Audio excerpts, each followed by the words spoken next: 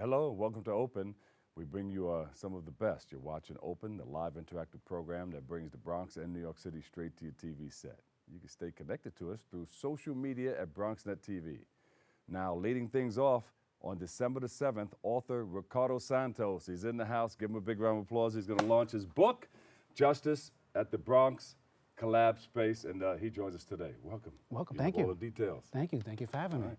So, first-time author? Yes, first-time Brand new? author. Brand new. I've been writing for about 10, 15 years now, but this is the first time I've put something together and actually independently published it. Yeah, and you've been thinking about it for a while, and then all of a sudden, hey, here it is. Yes. How does that feel? For you? It feels great.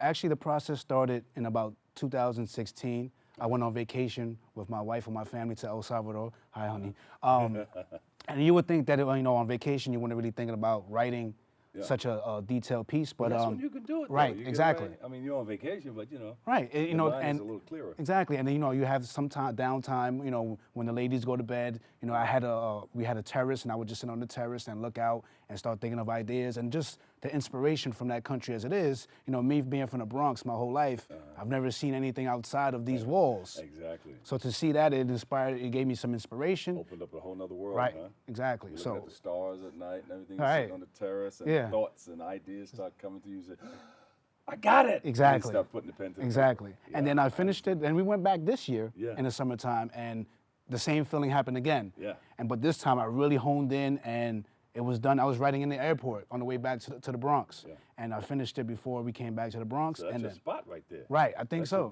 That's a button right there. Right now now we're gonna have reasons to go back every year now. So it's been great. It's been a great process. It's been excellent. And what made you want to get into it, into this story here? I've worked as a social worker and a counselor for over 10 years in the north part of the Bronx and the south part of the Bronx, and meeting individuals with mental health issues and mental illness and different issues. So all those stories inspired me to put together a story where we examine what their lives are about. Now we have a lot of conversation about mental health. It's more so about the celebrities.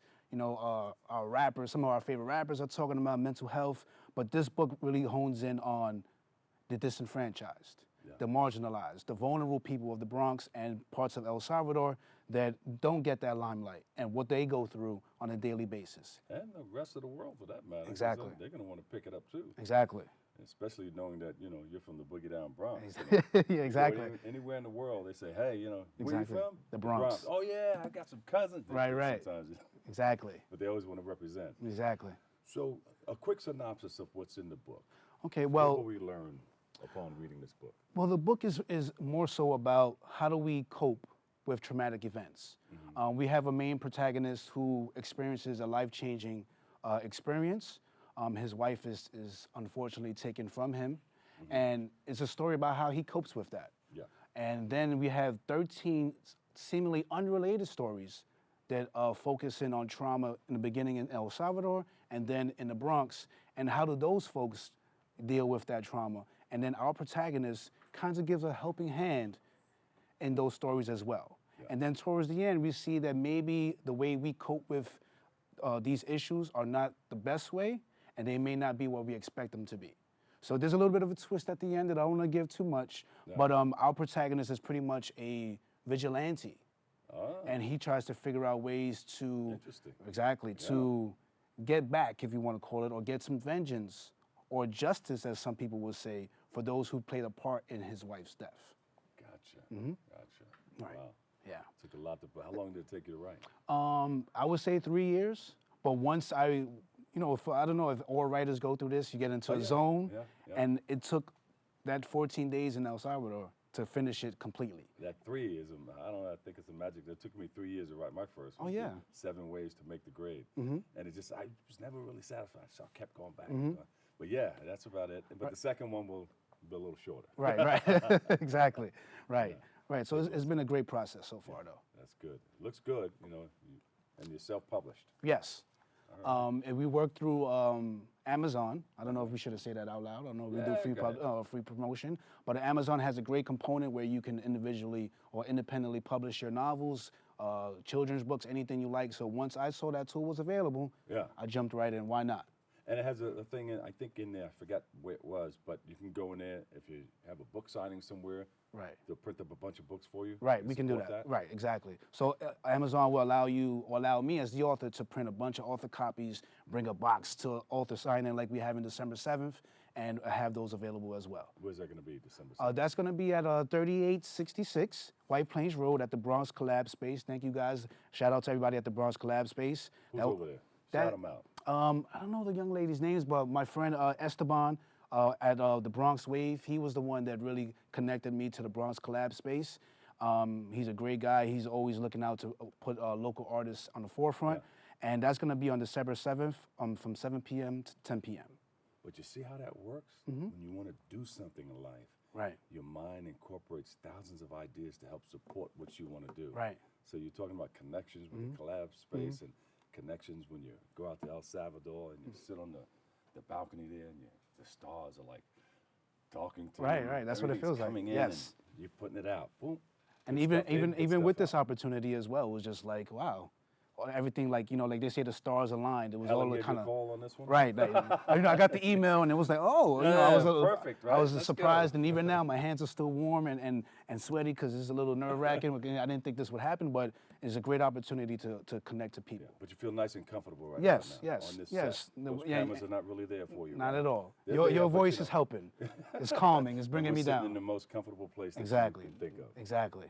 El Salvador on the balcony. Right. Yeah. So even now, like I would think about maybe go home and write a story about this. Who knows? There you go. Because I found a way to take pictures and just find a narrative. Mental pictures? Right. Or like physical pictures. Like you could give me a childhood picture and I'll try to come up with a story with it. Oh, look at that. And I'm already working almost, I don't want to say almost done, but I will say 90% done with my second novel, which is more about the Bronx, my upbringing in the Bronx. Yeah. I was raised on 145th in St. Anne's in my Haven section. 145 St. Anne's. Right, you know, if you know the St. Mary's Rec Center, we were right across the street from there, Betances. So the name of the book right now is Betances Blues.